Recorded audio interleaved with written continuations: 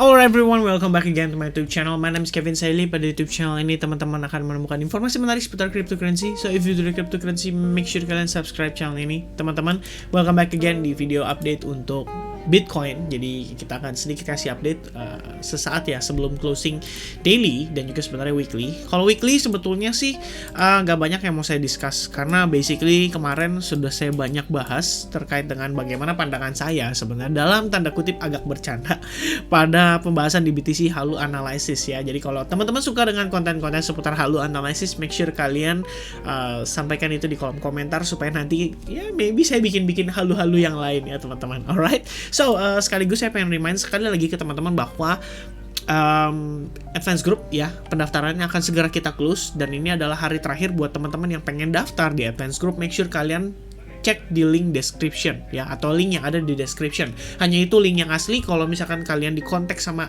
orang yang menggunakan nama saya melalui Telegram atau apa, hati-hati karena itu udah pasti scam teman-teman. Jadi harap waspada ya. Alright, so let's dive into the content teman-teman. Untuk Bitcoin kita akan start dari time frame daily. Jadi sebenarnya untuk daily time frame, based on closing kemarin, ini kita melihat ada situasi terbentuknya semacam shooting star ya. Jadi shooting star pattern ini sebetulnya sih sedikit banyak memberikan kita informasi bahwa memang Bitcoin di sini seharusnya itu sudah mulai menunjukkan adanya indikasi pelemahan dan mulai ketahan pada area tertentu ya. Jadi di sini kalau misalnya kita lihat teman-teman dengan terbentuknya shooting star pattern ini, kalau misalkan secara closing daily kondisinya kayak gini, ini harusnya memberikan pressure kembali pada Bitcoin untuk akhirnya drop dan ya bisa dibilang memiliki potensi untuk meneruskan pelemahannya pada beberapa atau pada pergerakan beberapa waktu mendatang ya. Dan lagi di sini teman-teman, sorry banget saya hampir lupa ya, kita perlu sampaikan dulu ke teman-teman bahwa di sini ada satu hal yang ingin saya discuss tentang kondisi di mana European Union atau Uni Eropa itu tampaknya mereka akan memban Rusia dari banking network atau dari jaringan perbankannya. Jadi kalau misalnya kalian tahu kode SWIFT itu biasanya dipakai untuk transaksi antar luar negeri. Kalau misalkan untuk BCA SWIFT code-nya kalau nggak salah China ITJA ya. Jadi itu kalau misalnya dari luar pengen transfer duit ke perbankan, ke bank BCA misalnya dari Australia, itu biasanya SWIFT code-nya judulnya China ITJA ya. Dan saya nggak tahu ini apakah termasuk dengan perbankan lainnya juga atau sama atau gimana. Tapi yang pasti kalau misalkan situasi perbankan atau sistem perbankan atau jaringan perbankan Rusia itu di-ban di Uni Eropa, berarti akan ada problem teman-teman. Dimana pada hari Senin besok atau Selasa, karena kan Senin besok kan libur juga ya teman-teman. Saya nggak tahu sih kalau di luar ikut libur atau enggak gitu.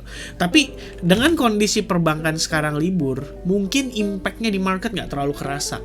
Nah nanti pada saat bank buka nih di Rusia, itu mungkin teman-teman akan memberikan dampak yang bisa jadi di luar ekspektasi kita. Kenapa? Soalnya kalau misalkan banknya ini seandainya secara jaringan mulai di-freeze ya, mulai dipermasalahkan, kalian harus realize bahwa otomatis teman-teman ini menunjukkan kepada kita semua secara global, membuka mata kita semua bahwa yang namanya centralized finance atau perbankan yang tersentralisasi pada government ini jelas banget punya masalah, punya trouble teman-teman ya. Sedangkan decentralized seperti ya Bitcoin and then ya you name whatever it is ya, DeFi yang lainnya, itu kan sebagai bentuk nyata bisa menjadi sebuah bukti bahwa yang namanya transaksi dengan menggunakan cryptocurrency itu very doable ya. Dan juga nggak cuman di negaranya sendiri aja, tapi kita juga di sini berbicara secara skala global ya, atau secara skala yang lebih major lagi. Jadi kayak misalkan kita kirim uang dari Rusia misalkan ke saudara lah yang kebetulan lagi ada di Hongaria, maybe lagi ada di Denmark, maybe ada di United States, bahkan musuh bebuyutannya si Rusia sendiri, ya bisa-bisa aja menggunakan cryptocurrency. Jadi ini sebenarnya adalah suatu bukti bahwa kripto itu sangat amat bisa dimanfaatkan ya. Dan lagi di kondisi perang seperti ini, memang ini adalah kebijakan yang diambil oleh Uni Eropa ya. Mereka setuju untuk istilahnya ngeblok jaringan perbankan Rusia. Jadi memang di sini sebenarnya problem ya, akan ada chaos terhadap perbankan di Rusia tentu, karena akan ada orang-orang yang berpengaruh, akan kesulitan untuk mereka memanfaatkan yang namanya bank untuk melakukan transaksi baik itu antar negeri dan maupun itu di luar negeri, akan ada problem teman-teman. Dan setahu saya Uni Eropa juga mengatakan bahwa mereka berencana untuk nge-ban import dan ekspor dari Rusia teman-teman. Jadi ini memang sudah menurut saya cukup serius ya. Dan memang sih lately ini kita tahu ada upaya negosiasi dari Ukraine terhadap Rusia, di mana akan diadakan di Belarus kalau nggak salah, tapi kita belum tahu pasti teman-teman. Ya, sedikit advice dari saya, dengan kondisi market saat ini yang sangat berpengaruh atau sangat terpengaruh oleh kondisi yang kita katakan dengan news event, alangkah lebih baiknya kita play safe teman-teman ya.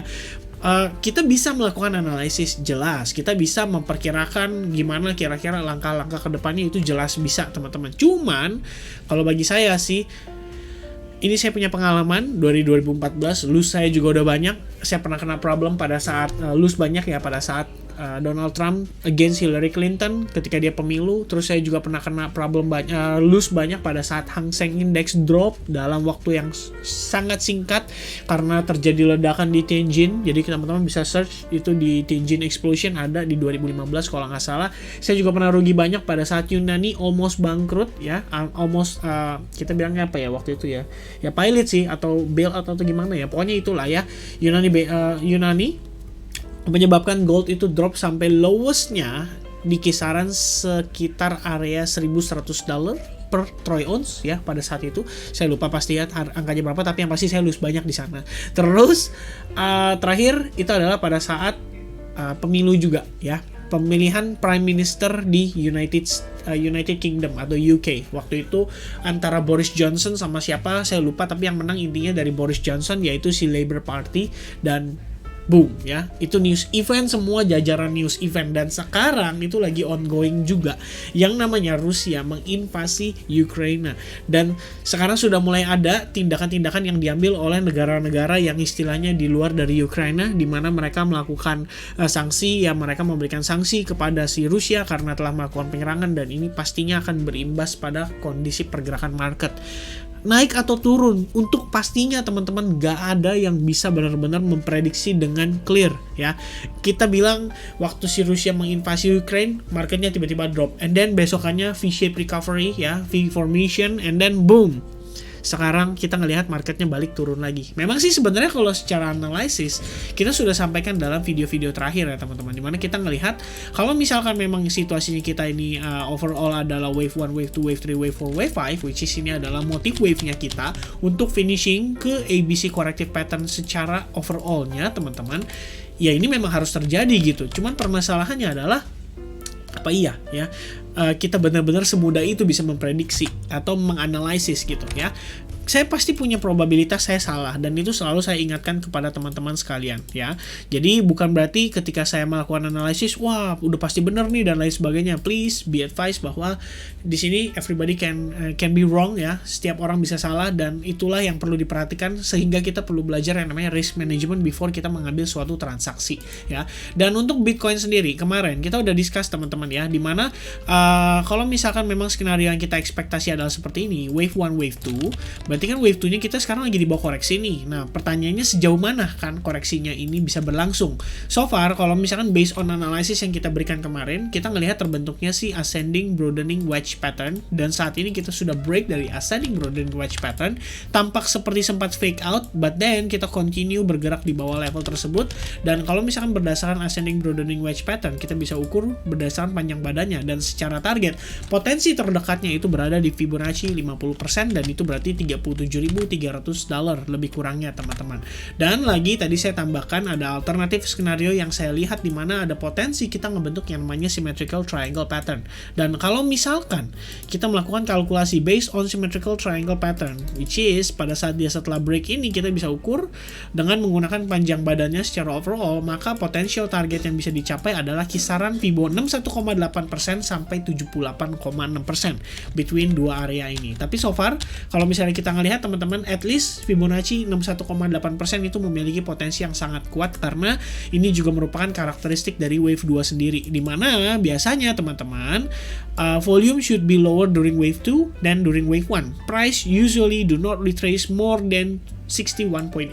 Jadi biasanya nggak lebih dari 61,8%. Tapi who knows teman-teman ya. Kalau misalkan ternyata lebih dari 61,8% ya it's okay anyway, selama dia nggak lebih rendah daripada wave satunya. Dan wave satunya itu sebenarnya paling bottomnya itu berada di kisaran level 34.000, let's say $500 ya, kurang lebihnya. Jadi overall, kalau saya pribadi tetap stick with the plan ya, stick with my strategy, stick with my analysis dari yang kemarin kita udah discuss, dimana kalau misalkan memang ini ternyata wave 1, wave 2, wave 3, maka berikutnya akan tampak seperti ini teman-teman ya, dimana kita overallnya akan ngelihat ini berpotensi membentuk yang namanya si inverse head and shoulders, dan itu adalah analisis yang kemarin saya sempat share juga ke teman-teman, wave 1, wave 2, dan harusnya nextnya menuju ke potential wave 3. Cuman untuk kita ngelihat masuk ke wave 3, kita perlu melihat ada beberapa bukti dulu ya bahwa market itu memang sudah menunjukkan potensi bottomnya, seperti misalkan reversal pattern di kisaran area Fibo 50%, maybe bisa double bottom, maybe bisa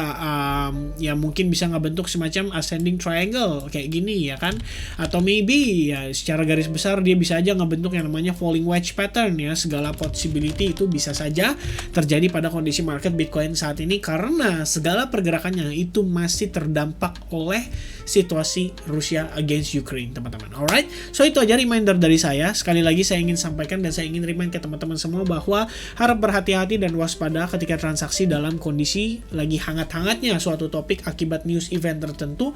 Make sure kalian kalau misalkan tetap mau bertransaksi sekalipun, kalian transaksinya lebih baik yang lebih apa ya kita bilang ya, secara margin mungkin yang lebih kecil aja atau yang lebih minim aja, supaya kalian bisa manage resiko tapi tetap bisa ngikutin perkembangan market, atau bahkan lebih baik lagi kalian bener-bener wait and see. Itu much better buat teman-teman ya. Jadi saya rasa itu aja mungkin update saya seputar Bitcoin kali ini. Mudah-mudahan video ini bisa bermanfaat buat teman-teman. Jika kalian lihat market kembali rebound signifikan, kalian bisa memanfaatkan trendline yang ada pada di hourly ya. Di sini kan kita lihat ada trendline. Nah, jadi kalian bisa manfaatkan juga trendline tersebut sebagai potensi resistance-nya. So, yeah, I think that's it. God bless everyone. Have a nice day. Sehat-sehat semuanya. Sampai ketemu lagi di next update dan cheers. Bye-bye.